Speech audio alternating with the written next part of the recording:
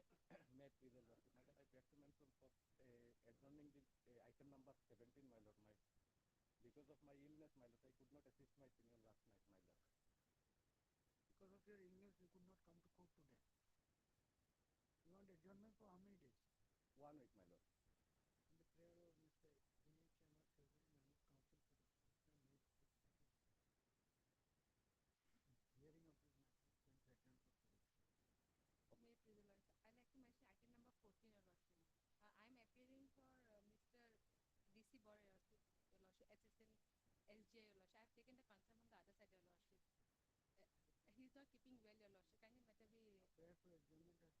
you matter be... Prayer for adjournment has been made on behalf of the learned CP. On behalf of R. Ali.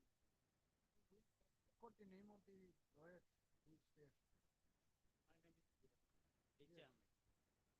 Yes, what is H. Ahmed? Lordship. Mr. H. Ahmed, Learned Counsel for the petitioner, submits that he has instructions from the petitioner to withdraw his petition. Since the prayer for withdrawal has not been approved by the respondent counsel, it can stand valid. His petition can be disposed of on withdrawal.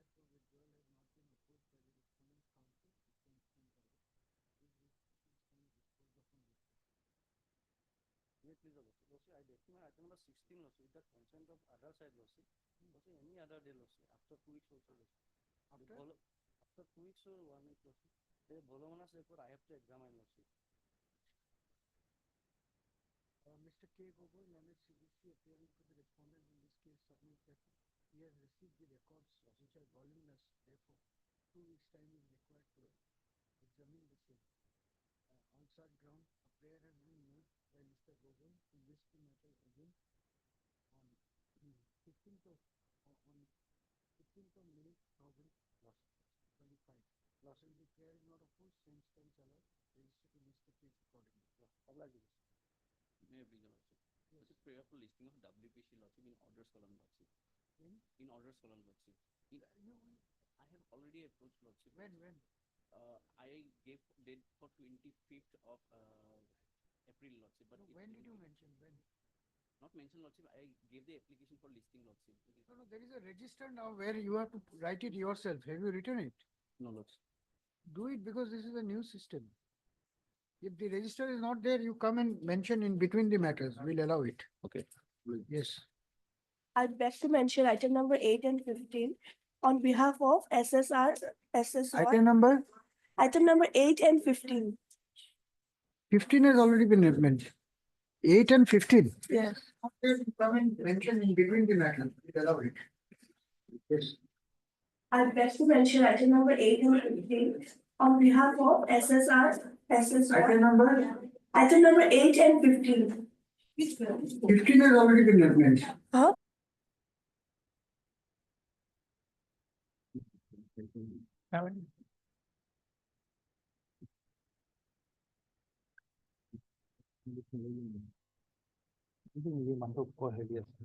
Only short question involved in this case that under Rule 22 of the UCO Bank pension rules, whether my pension is liable to be forfeited by the bank officials.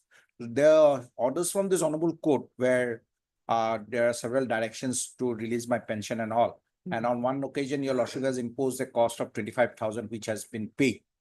Now, earlier councils, my lord, they were agreeable to pay me the pension and all. But with the change of council now, on the last date, a stand was taken that in terms of Rule 22, I am not entitled for the pension.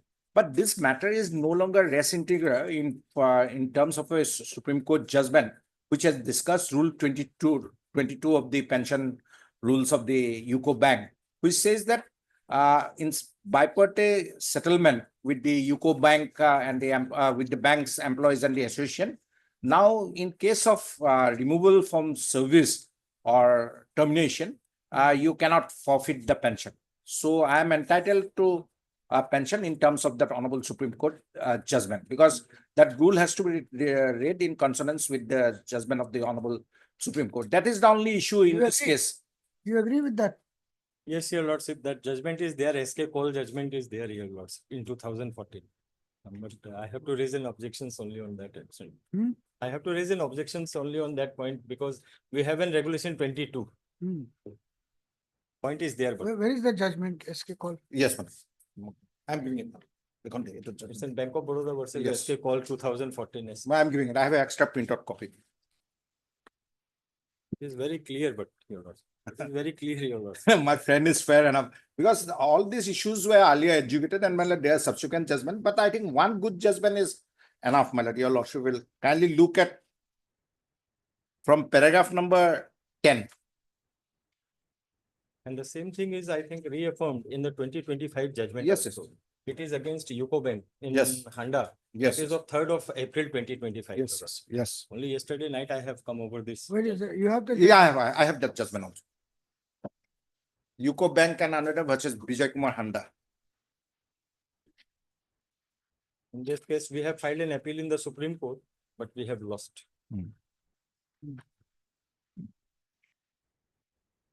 Okay, just 1 second. Yes. Please take your seat. I'll just. Yes.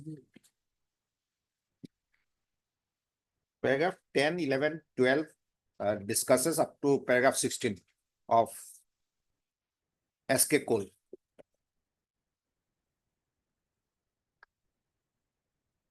The rule is also, regulation is also quoted there, regulation 22. Specifically.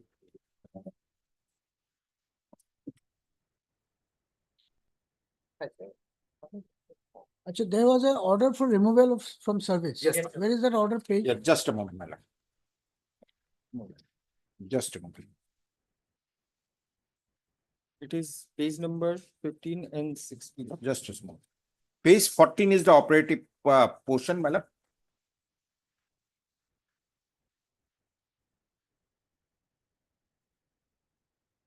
And we had challenged this order before this honorable court. It starts at page 11. The order is dated 4/3/2008.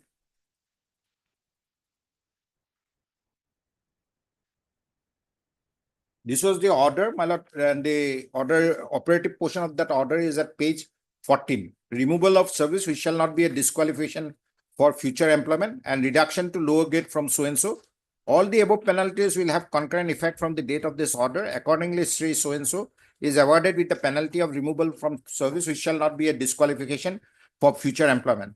Sri so and so was under suspension. He would not be eligible for any other benefit other than subsistence allowance paid to him during the period he remained under suspension. Then this was put to challenge in the next page, madam, at page 15. And writ petition was dismissed. Yes, then your lordship will come at page 25. Because I have to deposit funds and all, the page 25 annexure 3 will show that I have contributed to the pension fund in the first, second, third, fourth capital letters in the column. Transferred to pension fund. They are not, then I filed this representation and appeal at page 26 and 27. It was not considered. But during the pendency, this writ petition was filed in 2014. Now we are in 25. My lord, your lordships, one of the orders of this honorable court is at page 31. This is order dated 29/8/2023 was the first order where we are requested to submit the papers. Then your lordship may look into this main file order only. The main file order is at 29/8/2023. After that, a series of orders, but they, for one pretext or another, they are not paying it. And basically, they came out with the stand of the is at page 40. Page 40 is the bank statement stand.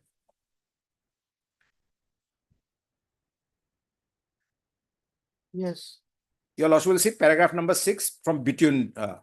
Rule 22 of the UCO Bank Employees Pension Regulation 1995, thereby it has been categorically mentioned that resignation, dismissal or removal or termination of an employee from the service of the bank shall entail forfeiture of his entire past service and consequently shall not qualify for pensionary benefit. And as such, the writ petitioner is not entitled for pensionary benefit.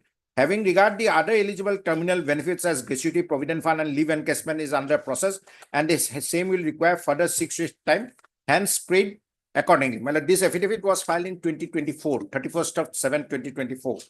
In clarification to process, it is stated herein that on receipt of terminal benefits, now these are the inter-departmental correspondence there. So, apart from pension, the provident fund, leave encashment, nothing has been paid. No. Gratuity, nothing. has As been per my instruction, no. paid. Why this amount were not? This is paid? from 2014. my lord. Your lordship, what was happened that when they have filed this writ petition in the year of 2014, thereafter we have always be stated that they have not provided us the necessary documents and forms and other things, your lordship. For claiming all these things, they require to submit the documents. Now, their writ petition, page number 27. Hmm. They have come up with this document in the writ petition, your lordship. Thereby, they have sent a letter to the bank with a request to reinstatement. And we are repeatedly requesting them to submit all the forms to claim the gratuity and leave encashment and other things, your lordship. But there was nothing brought on record by any written communication. It was So requested. which is the relevant We are not paragraph? entitled to. My lord, your lordship will look at SK paragraph code? 12, 12 of the first judgment, SK Cole, para 12. 11, the terms and conditions of service of the employees are governed and modified by the bipartite settlement. Various punishment have been provided under bipartite settlement, which can be inflicted on the employee found guilty of gross misconduct. In 2002, a settlement was signed by the Indian Banks Association and the Banks Workmen Union with regard to disciplinary action procedure. It is a common ground that in light of the said bipartite settlement, clause 6B was inserted as one of the punishment which can be inflicted on an employee found guilty of gross misconduct, and the same reads as follows. An employee found guilty of gross misconduct may be removed from service with superannuation benefits, that is pension and or provident fund, and gratuity as would be due otherwise under the rules or regulation prevailing at the relevant time and without disqualification from future employment. The employee undisputedly has been visited with the aforesaid penalty in terms of the bipartite settlement. Regulation 22 of the regulation, which is relied on to deny the claim of the employee, reads as follows. Resignation or dismissal or removal or termination of an employee from the service of the bank shall entail for forfeiture of his entire past service and consequently shall not qualify for pensionary benefits. From a plain reading of the aforesaid regulation, it is evident that removal of an employee shall entail forfeiture of his entire past service and consequently such an employee shall not qualify for pensionary benefits. Now, this is important. If we accept this submission, no employee removed from service in any event would be entitled for pensionary benefits. But the fact of the matter is that the bipartite settlement provides for removal for service with pensionary benefits as would be due otherwise under the rules or regulation prevailing at the time. That means that inverted comma is that I have to have a qualifying service of 10 years, which I have, my lord. The consequence of this construction would be that words quoted above shall become a dead letter. Such a construction has to be avoided. The regulation do not entitle every employee to pensionary benefits. Application and eligibility is provided under Chapter 2 of the regulation, whereas Chapter 4 deals with qualifying service, that the 10 years service period which are required. An employee who has rendered a minimum of 10 years of service and fulfills other condition only can qualify for pension in terms of Regulation 14 of the regulation. Therefore, the expression as would be due otherwise would mean only such employees who are eligible and have put in minimum number of years of service to qualify for pension. However, such of the employees who are not eligible and have not put in required number of years of qualifying service shall not be entitled to the superannuation benefits, though removed from service in terms of Clause 6B of the bipartite settlement. Clause 6B came to be inserted as one of the punishment on account of the bipartite settlement. It provides for payment of superannuation benefit as would be due otherwise. The bipartite settlement tends to provide a punishment which gives superannuation benefits otherwise due. The construction canvassed by the employer shall give nothing to the employees in any event. Will it not be a fraud bipartite settlement? Obviously, it would be. From the concepts of what we have observed, we have no doubt that such of the employees who are otherwise eligible for superannuation benefit are removed from service in terms of Clause 6B of the bipartite settlement shall be entitled to superannuation benefit.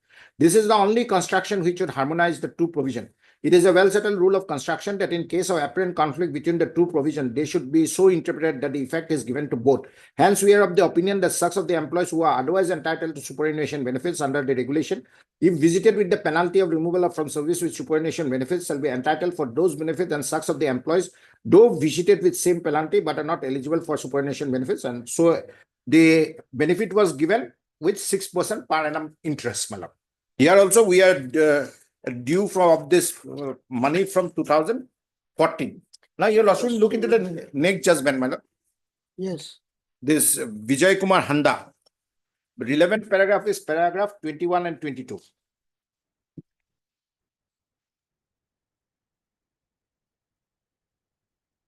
Same, my lord.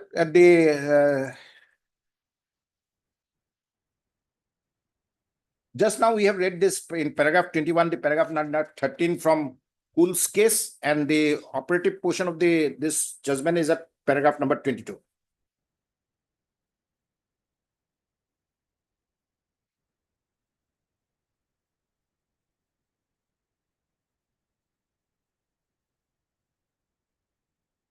Relying on the judgment, my lord, there are other judgments of various high courts also, Gujarat and Patna, where this SK Cole judgment has been relied and superannuation and retirement benefits have been paid. If required, my lord, I can place those judgments also. How many years of service he had put in? My lord, my particulars are there in paragraph number. Your lordship will find. And paragraph number 1.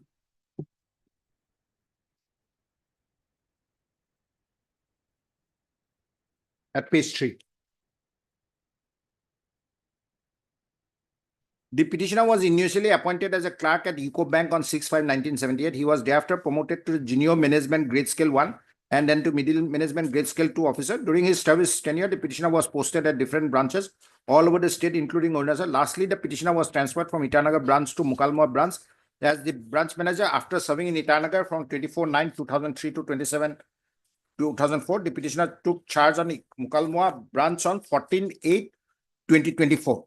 Then your lordship will omit that second paragraph and look at paragraph number 3, where I has talked about the writ petition, my lord, which was dismissed.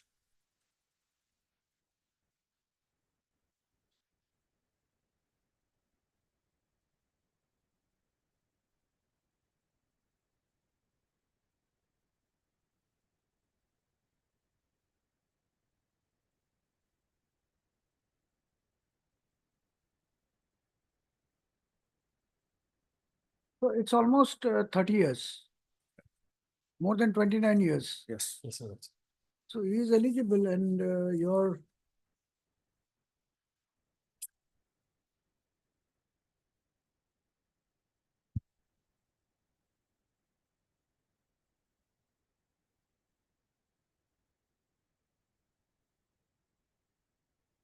And date of retirement is 1/12/2014.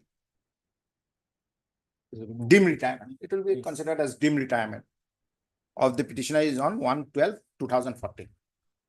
I think you use the expression as dim retirement. so his case is covered by 6B.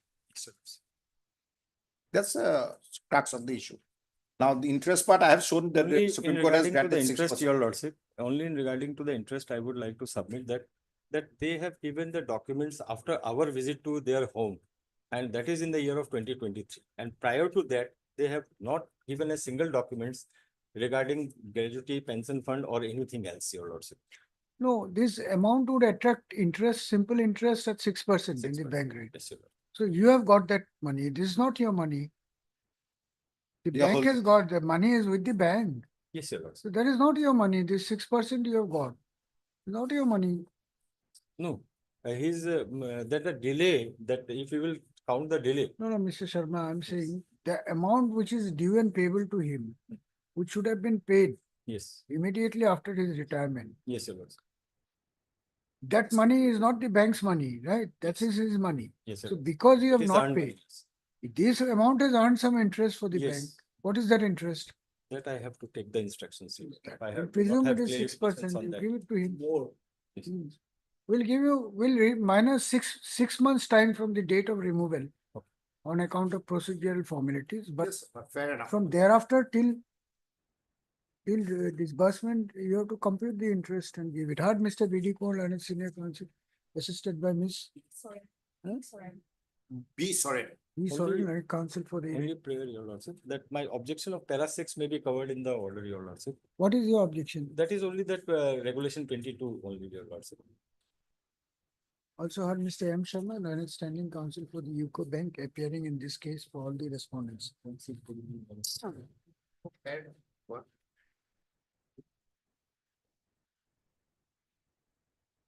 In this writ petition, the prayer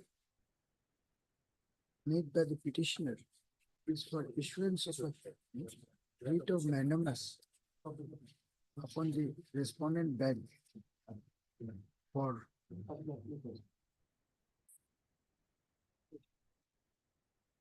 releasing his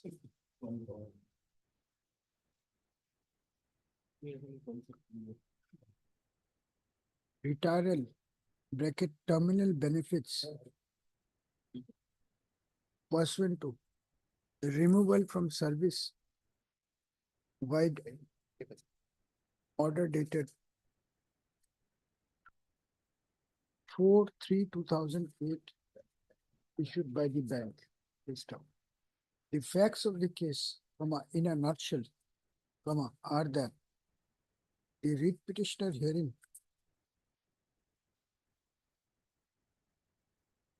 was initially appointed as a clerk in the UCO Bank on 16/5/1978.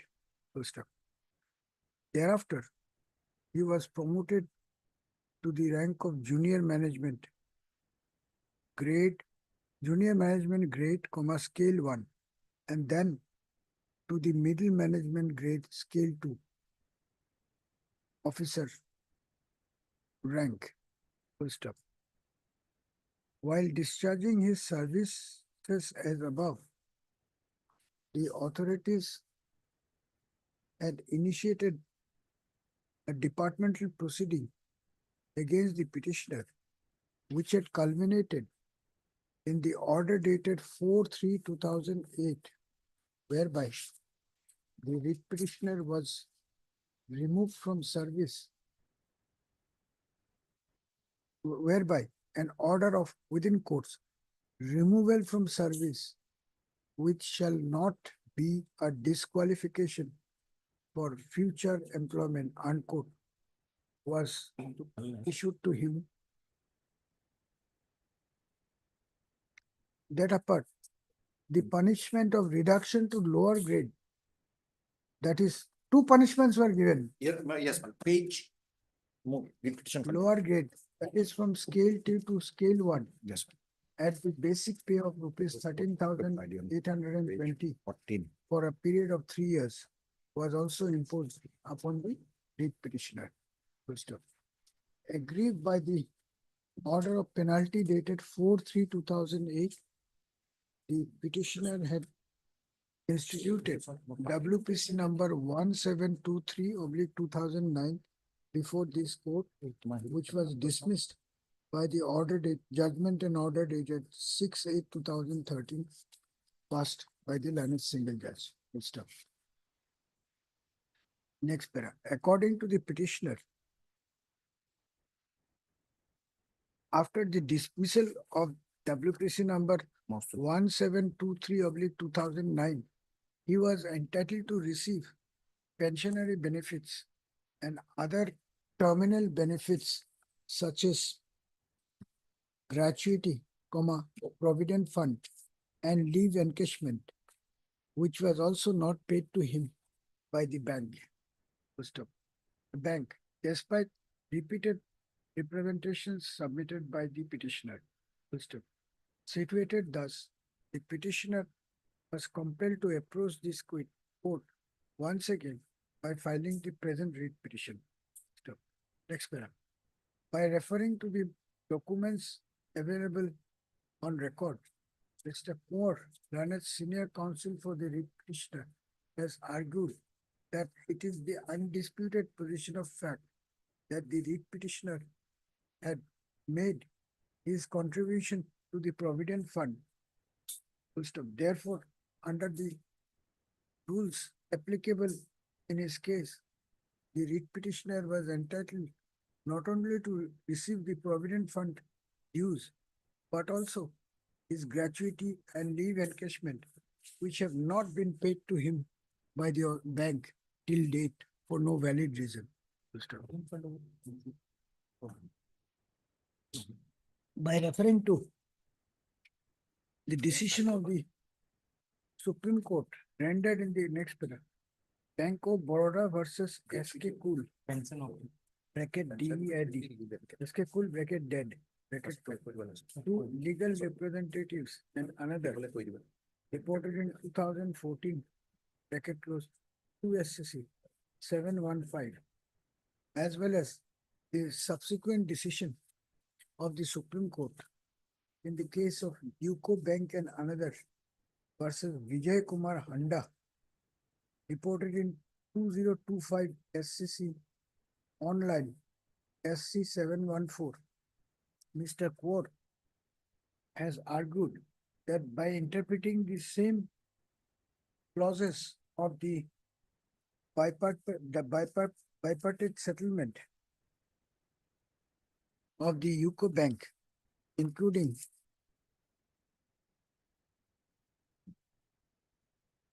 clause 22, the Honorable Supreme Court has conclusively held that a mere order of removal from service would not disentitle the employee from pension if he is otherwise eligible under the rules to receive the same.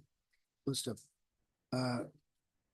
As such, submits Mr. Kaur, a writ of mandamus be issued to the respondent bank to release the amount of pension and other terminal benefits to the petitioner with interest at the rate of 9% per annum, so as to redress the grievance of the petitioner. Full stop.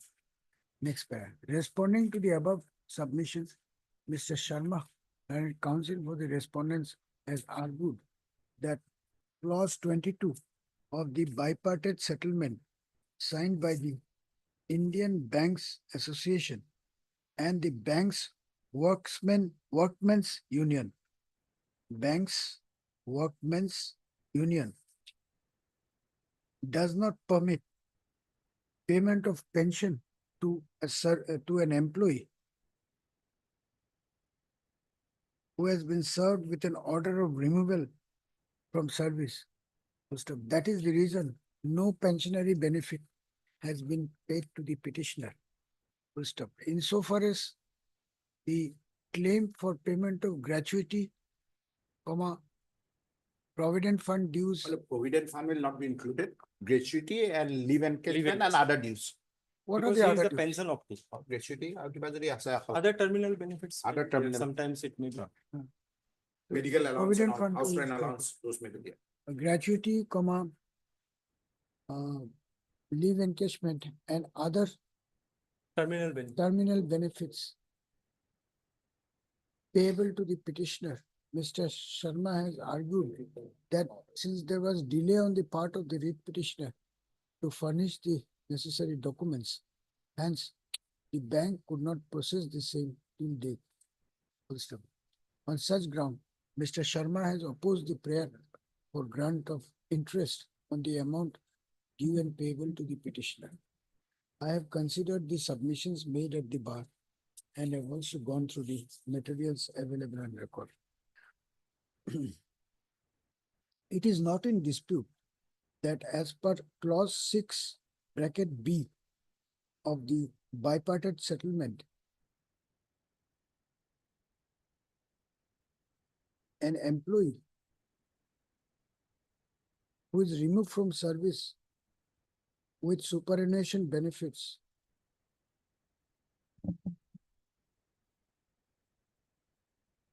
an employee can be removed from service with superannuation benefits. Clause 6B is reproduced herein below for ready reference. 6B. Stop. Interpreting, no, next you write. Clause 22 of the bipartite settlement, however, projects a contrary position which disentitles an employee removed from service from pensionary benefit. Full stop. By examining clause 22 of the regulations in the light of clause 6 bracket B as quoted above, the Honorable Supreme Court in the case of SK Cool bracket Supra had made the following observations. Quote para 13 to 15. The next para, the law laid down by the Supreme Court in the case of SK Cool bracket Supra has been followed in another recent decision rendered in the case of Vijay Kumar Handa. Full stop.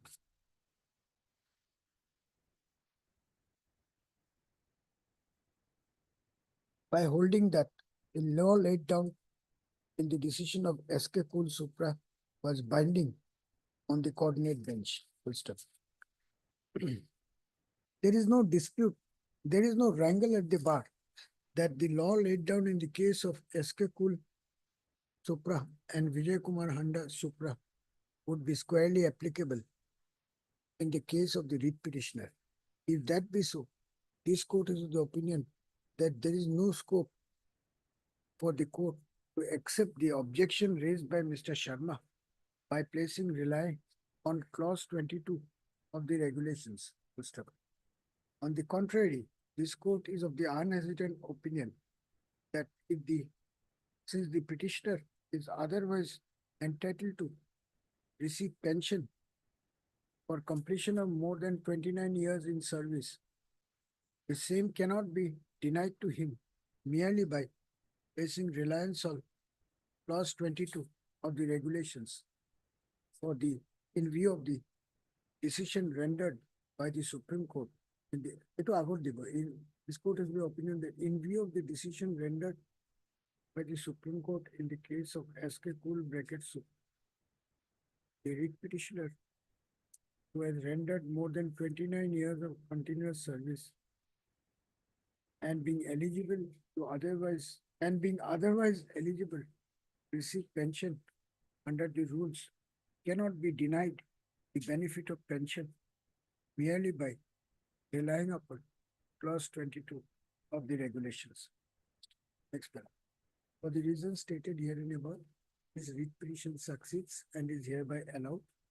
The respondent bank is directed to compute the pension as well as other terminal benefits payable to the petitioner in the light of the order of penalty dated 4/3/2008 and release the amount as expeditiously as possible, but not later than 3 months from the date of receipt of a certified copy of this order. First up. Also consider the prayer made by the petitioner's counsel for grant of interest. It may be so that there was some delay on the part of the writ petitioner in furnishing some documents to the bank. However, there is nothing on record justify the delay of more than how many years? From 2008, the 18, very old. 10 and 7, 17 years. 17 years Any? in releasing the terminal benefits, at least the admitted dues of the petitioner. Stop. 17. In these crucial 17 years, the writ petitioner has undoubtedly been deprived of the benefits of his terminal dues, which was payable to the bank under the rules. Stop. Therefore, having regard to the overall bank, on the contrary, by failing to pay the amount to the petitioner, the bank has made monetary gain in the form of interest over an amount which did not belong to the bank. Therefore, having regard to the peculiar facts and circumstances of the case and by balancing equities, it is hereby provided that the amount found due and payable to petitioner shall carry interest at the rate of 6% per annum after deducting 6 months from the date on which is saying became due till realization. Mr. It is also made clear that if the amount payable to the petitioner is not released in full within 3 months from today, the outstanding dues would carry interest at the rate of 12% per annum in realization, with effect from the date of the impugn order dated 4/3/2008. With the above observation, the writ petition stands closed. 3 months you give him, otherwise 12%. No, no, yes, sir. Pay. I'm not considering They'll pay. because I have no instructions on that. They will pay, well, they will not bear 18% interest. Bank people. We are obliged, madam. Yes. I think 12 and 13.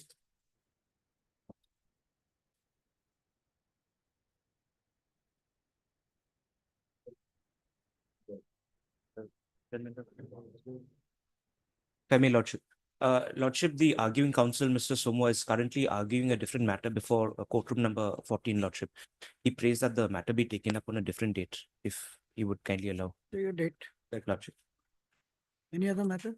Any other?